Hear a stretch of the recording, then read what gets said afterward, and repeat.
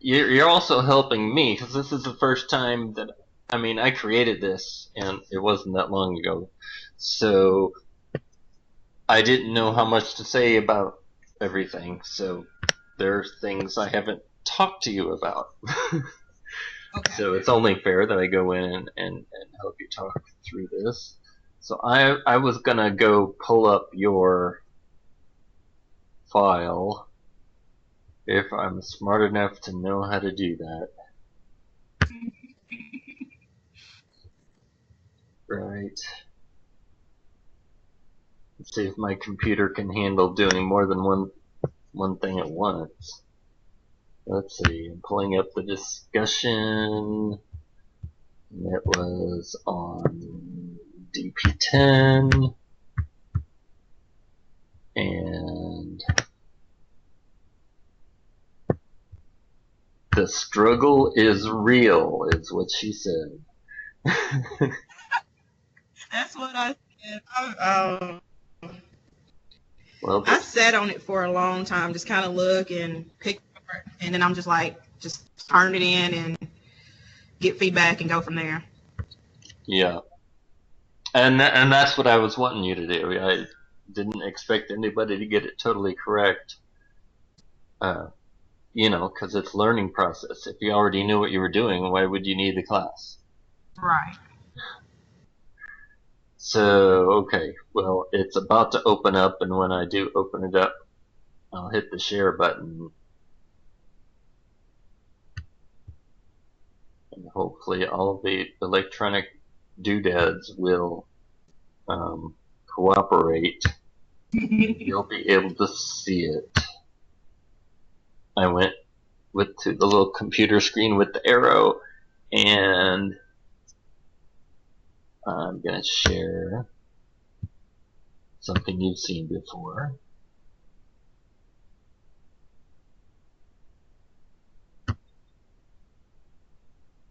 Okay. Now, can you see that? It's loading. Yep. It's Okay. coming. There it is. There it is. Okay. So there's your quantitative question, which, by the way, is really, really wordy, but your hypothesis really boils it down. You've got schools only for ninth graders decrease student apathy. And So, so I need to go back and change. I should change my question and kind of. we'll eventually get to that, but part of the way we do that is going through what would the hypothesis be, what would the variables be. So let's go down that direction. Okay. Because I was pretty sure I knew what your question was, but when I went to the hypothesis, it became a little bit more clear. Okay. Now I'm looking at the variables. Now, ninth grade academy. Now, a quantitative variable has to be quantifiable. So, how are you quantifying ninth grade academy? And I guess that's where I'm lost at. Because that was I guess I don't know. Well, I you've got nominal, and yeah. that's correct. And the question is, okay, for it to be a variable, it has to be able to vary. So one is the student has gone through ninth grade academy. So what's the other value? What's the other category? So my other category would be the ones who didn't go through. Who? Right. So Okay. what you're really talking about, your variable is actually participation in an academy or participation in a regular ninth grade. Okay. So the variable is participation Got in you. an academy, and it can be a yes/no category. Yes, they did, or no, they didn't. And that is nominal. Okay. nominal being another way of saying categorical. That's the two categories. Yes, they did, or no, they didn't. So on that line, so I would list both, is what you're saying. So participation in or not, or just. Well, I'd say participation in a ninth grade academy, because that's the variable, and then the scale is really a yes or no scale, and that's nominal. Okay. A yes or no is nominal because it's two categories. Okay. Okay. So the word just this is a minor tweak. Just you're saying what you're measuring. You're not measuring ninth grade academy, because there's no way to measure ninth grade academy unless you get out a ruler and measure how tall it is. I don't know. But participation, yes or no, that's measurable. Okay. And that, because that's the question is, if you say it's quantitative, how do we measure it? Okay, so student apathy. Now, there are definitely ways to measure student apathy. How were you going to measure apathy? By looking at student grades, by their that's what you're asking me, right? Student grades, attended or below. Okay, so you've listed things below. Now, attendance and grades.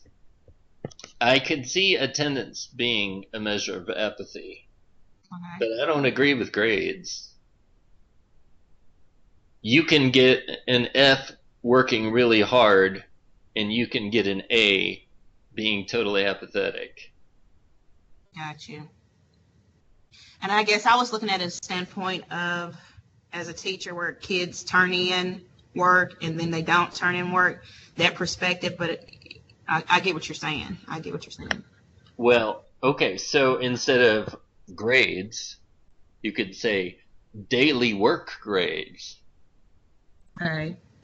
And because, like my son wouldn't turn anything in, get an A on a test, and get a B average. So you couldn't really tell anything by his grade. But he was definitely apathetic, and it was his behavior. Apathy is a behavior, an attitude that comes out in behaviors, and not attending is one behavior, and choosing not to do your homework is another behavior that you could use to measure apathy. Can I use discipline? Like office referrals? Absolutely. Absolutely.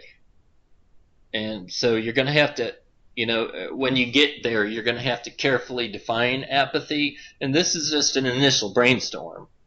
Okay. So you don't have to get it all right this time, but I think that's going down the right path. Okay. Now, I guess going back to the participation in the ninth grade academy. Yeah. I struggled with the instrument on that part because I wasn't sure. Because I know is that the length of time? Well, herein is the deal. Right now, we started talking about participation as in they either did it or they didn't. So we're talking about what they did during a school year. They were either placed in an academy and participated in it, or they didn't.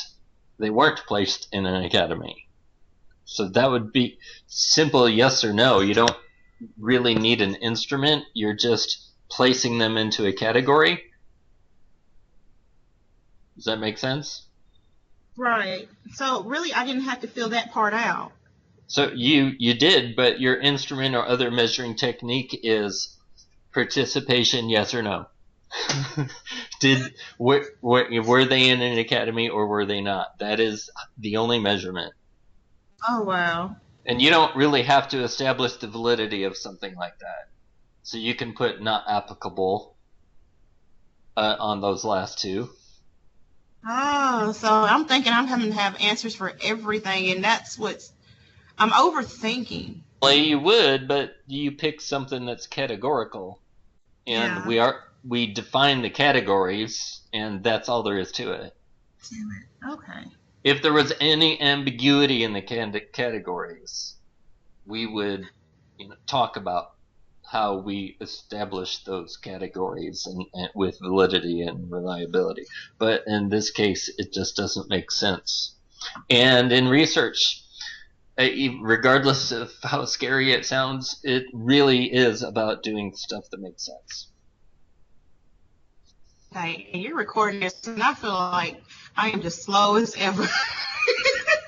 No, you're right on, and you're asking good questions, and you're understanding what I'm saying. So you're a good model.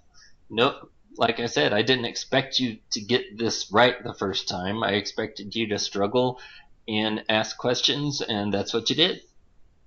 Okay, all right. So you're right on track as far as I'm concerned. We don't really have to get this right until the dissertation, and even then, it's a collaborative effort where you're checking with me and you're checking with your dissertation chair.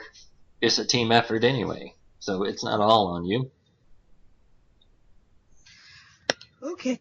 So take a deep breath. Okay. And student apathy, we already mentioned things that we could do to measure it, which includes attendance and other behaviors, not necessarily grades, but wouldn't do homework grade, but I would say percent of days that they turned in homework. Okay. And because that's what shows apathy, is not trying.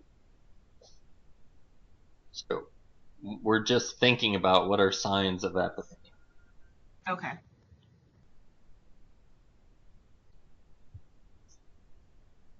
So, okay, so you can come up with a few of those, and how will you establish validity of the instrument and reliability?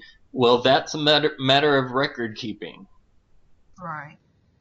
And I would simply explain in this that during a set period, we're going to have everybody on board who's participating using the same sort of recording mechanism. And if that's already established in your school, then it's easy to say school records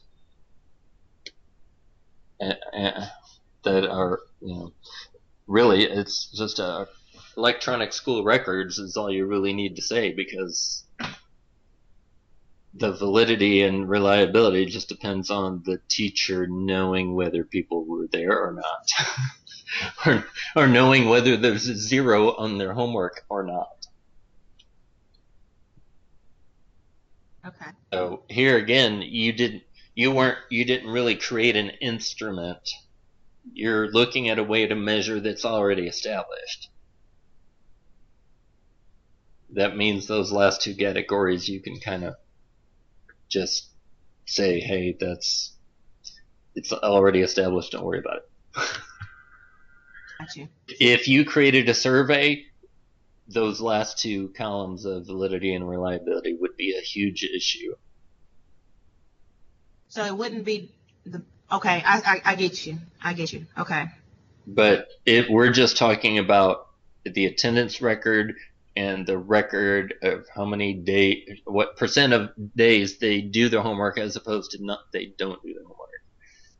Okay. Those are established procedures. So no need to worry about that. So,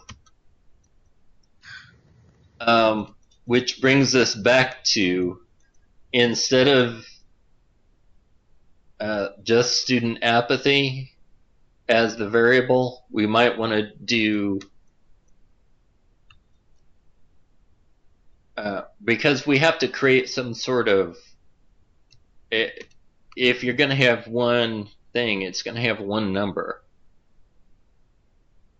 But you could have, instead of student apathy, you could have student apathy behavior 1 attendance, student apathy behavior 2 daily homework. And then it's a simple percent, and then you can decide whether that's ordinal or not. And because it's just a percent of days that you participated or attended, or the percent of days where they turned their homework in.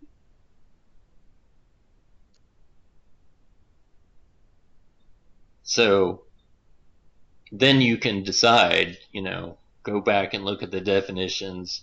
It might be ordinal, or that might be continuous. Well, that's probably ratio, because it's a percent. It goes from 0 to 100. Both attendance and the days they turned in homework are both ratio scales.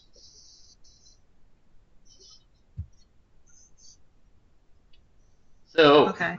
One of the things about filling out this worksheet, just to add to your work on the next one and anybody who might choose to watch the video, is we've been going back and forth between things to make decisions. You make your best guess, and then you may have to come back and say, oh, well, now that I did that, now I know it's not an ordinal scale. Now I know it's a ratio scale.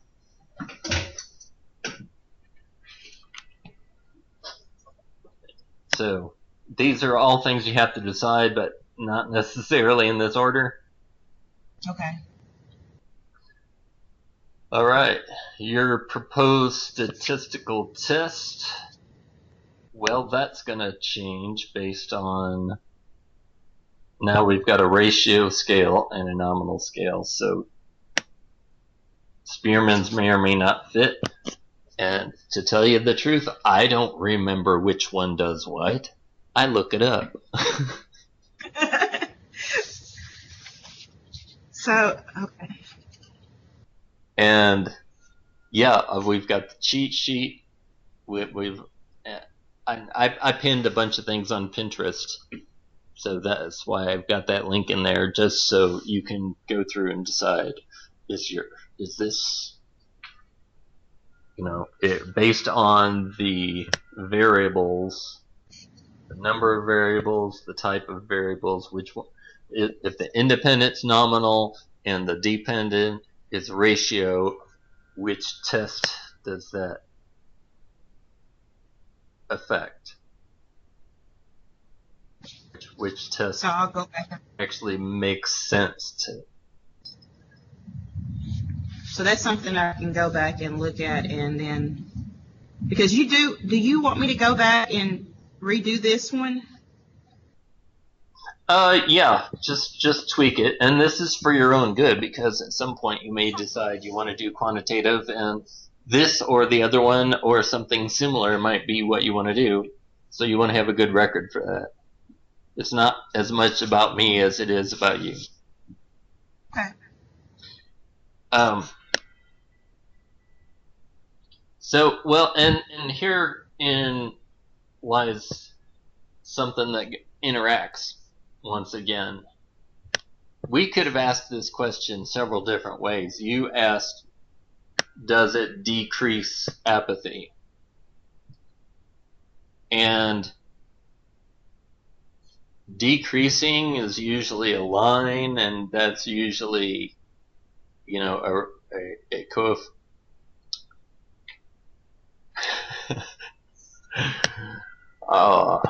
My brain just froze up. A correlation, excuse me. And so you have Spearman's rows, which is one of the possibilities. It could be Pearson's R. But you could ask the same question or have the same basic meaning by just saying, which set of students exhibit more apathy? Those in 9th grade academy or those in regular 9th grade? If you did that, this is a t-test. or maybe an ANOVA because we're splitting apathy into two different variables. So an ANOVA actually may be a best fit.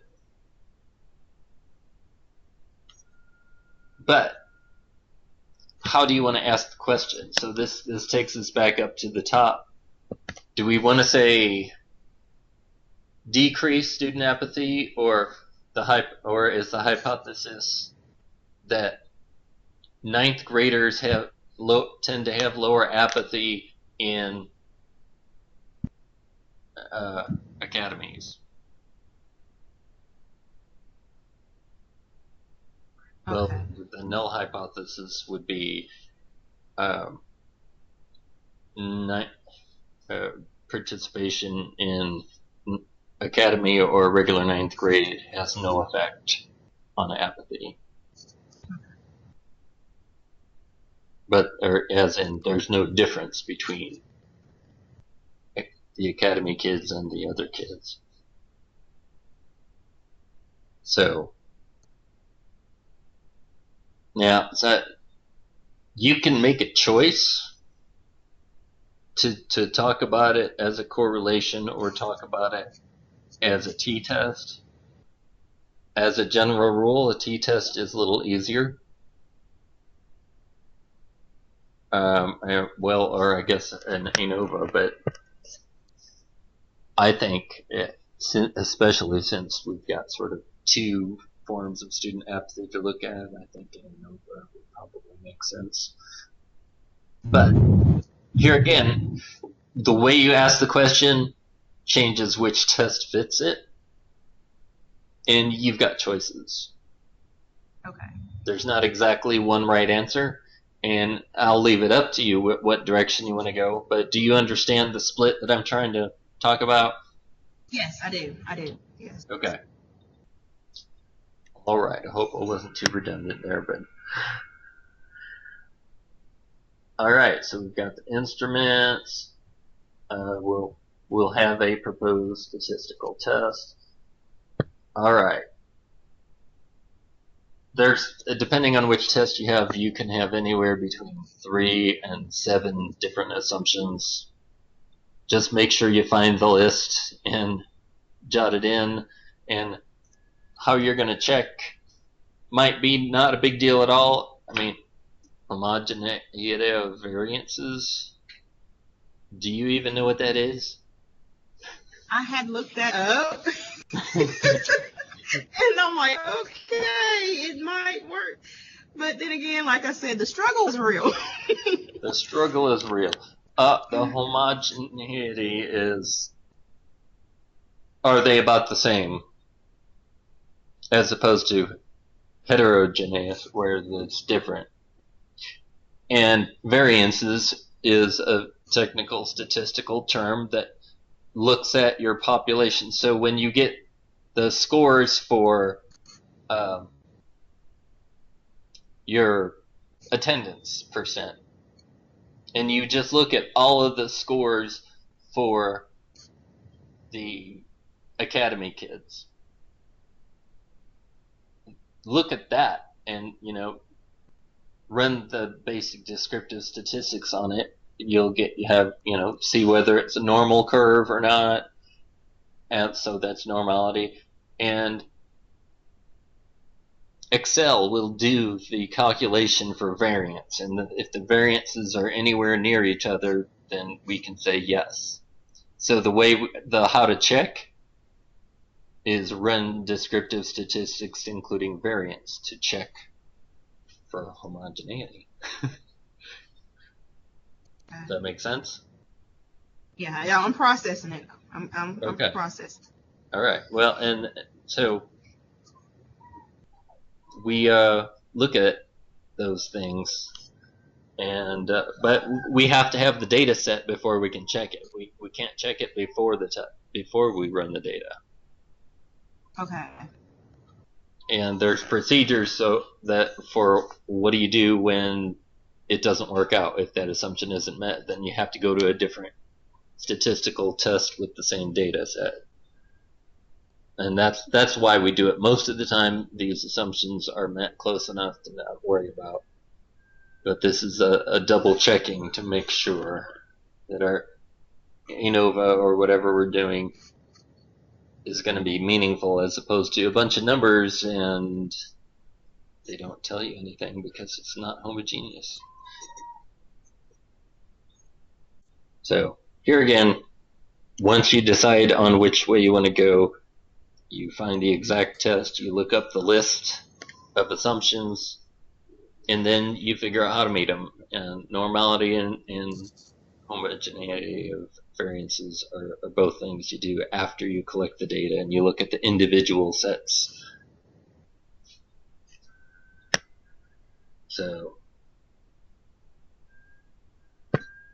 it's stuff that you're going to do later. Okay. After you've done the study, basically, and now you're analyzing the data, you'll double check that the test is going to make sense to do. That's basically what that's for. And identify the population to which you want to generalize your findings. And you said it exactly right. You're aiming for all 9th graders. And since you want to do that for all 9th graders, your sampling method should be a pretty broad spectrum of 9th graders. So do Bedford County and Lincoln County, are they very representative of, well, you said both of these are in Middle Tennessee, and so I wonder what kind of teacher or what kind of school would they be in if they looked at your sampling method and said, well, that's not like us.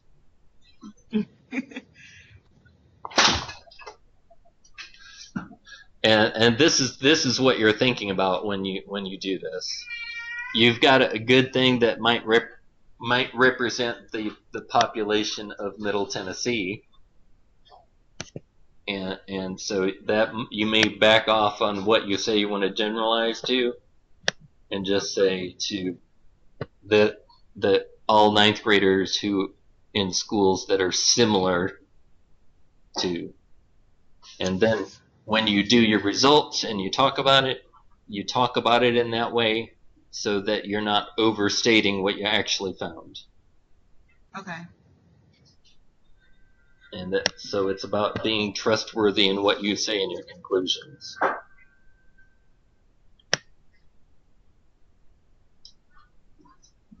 Limitations, delimitations, trustworthiness. Yeah, the data is easy to collect. It's in the right form. We're good to go. Your class schedule, length of school day. Right, but I don't think that's going to be a big limitation, because you're really looking at overall behaviors, and that's showing up or not showing up in terms of attendance. And yeah, there's always differences in the way teachers approach things which impact apathy, but the bigger your numbers, the less that's going to be a limitation. You did a good job in brainstorming with some things that could be limitations. I think the strength and weakness is going to be record keeping. In this day and age, hopefully everybody's doing a great job and they can define what a daily homework grade is. And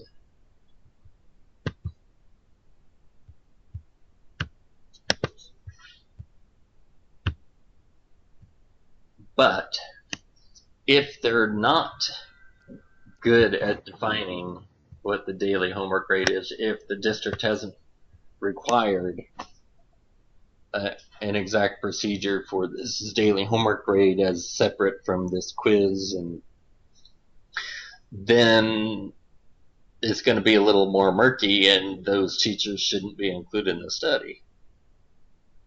Gotcha. Because we're really asking them for records, and it's got to be the equivalent So this is the reliability issue. Is this the same thing across the board? When you ask for the percent of days where they don't do their homework, are they all going to give you the same kind of information? And if it's really being careful about how you define that and them following through. And them following through is a limitation because you can't control that. Right. But for the most part, we all assume that we all kind of know what we're talking about.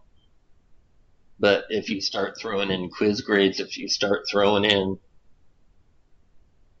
other things that don't match up to our definition of daily homework, then that might be. And you're also going to have to do a great job defining behavior problems.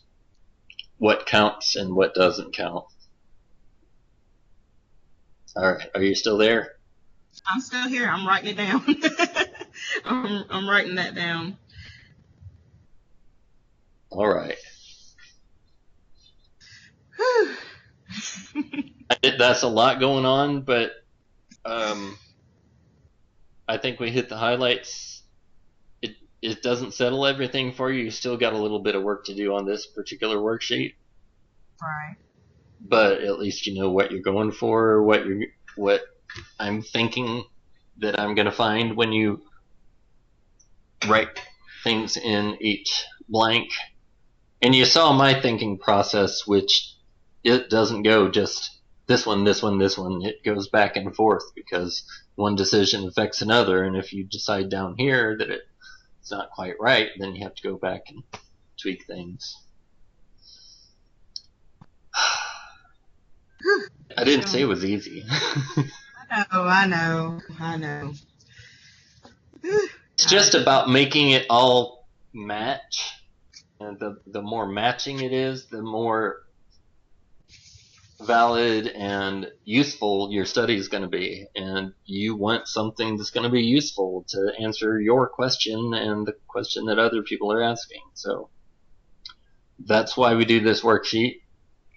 And quite frankly, this worksheet is incredibly helpful because we used to do all that without a worksheet, and we just expect you to connect the dots. And I don't know why we did that, and I don't know why more programs don't do this worksheet. But it's just to help you think through and go back and forth and see what you've got. Yeah, it's making me think. It's really making me think. But yeah, the steam is coming out the ears. No, I think I just processing everything after talking to you and then going back, and I think I'll be okay. All right. And here again, this is all just brainstorming. Even now, it doesn't have to be perfect, even though we've gone through it, because you're thinking through things, and you're going to think through things on the second question, and you might come up with more questions than answers. Eventually, as you do your lit review, and which you'll begin in 352 and then finish it during your dissertation, things will be a little more clear. But you'll keep doing the worksheet until you settle down and it all makes sense and there's no questions. And then you'll be able to write chapter 3. You'll be ready to go. Okay. It's great in theory, right? Again, this is not, even though it's your dissertation, it's not an individual effort. You always check your thinking with the people on your committee. So we'll be there to work it out. All right. Yay, I'm going to need all the help I can get. All right. Well, it's nice talking to you. It's nice talking to you. Thank you, Dr. Taylor. You're clearly at work. That doesn't look like a home. I'm in the library. I'm in the school library right now. That's interesting because a lot of schools have Skype completely blocked off.